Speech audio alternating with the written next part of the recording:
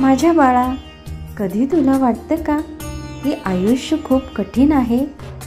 सर्व दरवाजे बंद झालेत, मार्गच दिसत नाही. अशा वेळी तू काय करतोस? अशा वेळी तू खचतोस, रडतोस, मनात विचार करतोस, नाही तर मला प्रश्न विचारतोस. बरोबर ना? माझं नशीब असं का आहे?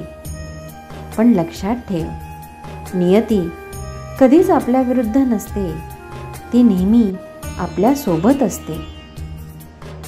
नियती म्हणजे फक्त सुख दुःख नाही, ती म्हणजे एक शिकवणूक आहे. जेव्हा तुझ्यासमोर अडथळे येतात, ते तुझ्या थांबवण्यासाठी नसतात, तुला मजबूत बनवण्यासाठी असतात. एखादा मार्ग बंद झाला तर नियती तुला दुसऱ्या सुंदर मार्गाकडे वळवत असते.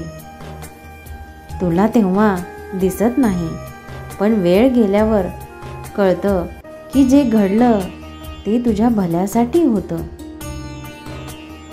नियती तुला कधी छोट्या संकटातून मोठा धडा देते, तर कधी एका अपयशातून तुला यशाची खरी किंमत शिकवते. ती तुला योग्य लोकांशी जोडते आणि चुकीच्या लोकांपासून दूर करते.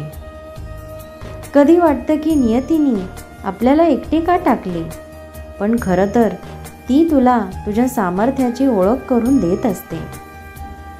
लक्षात ठेव, नियती ही शत्रू नाही, तर ती तुझी मार्गदर्शक आहे. जेव्हा गोष्टी तुझ्या मनासारख्या होत नाही ना, तेव्हा घाबरून जाऊ नकोस, खचून जाऊ नकोस. ही नियती तुझ्यासाठी काही मोठ्या गोष्टीचा प्लॅन करत आहे. तुझ्या प्रत्येक परीक्षेत नियती तुझ्या सोबत आहे, फक्त तुला विश्वास ठेवायचा आहे. म्हणून बाळ सांगत आहे, आयुष्य कितीही अवघड वाटलं ना, तर म्हणत जा, नियती माझ्या सोबत आहे. माझा देव, माझे स्वामी माझ्या सोबत आहे.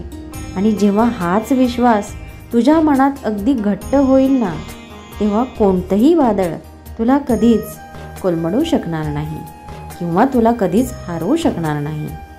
आणि हे लक्षात ठेव, तुझं सहन करणं कधी व्यर्थ जाणार नाही.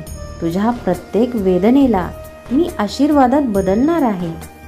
जे लोक तुला कमी लेखत आहे, त्यांच्याच डोळ्यासमोर तुला मी उंचावर नेणार आहे. म्हणून रडू नकोस, मी तुझ्यासोबत कायम उभा आहे, अगदी प्रत्येक क्षणी. तू तुझं मन मात्र स्वच्छ ठेव.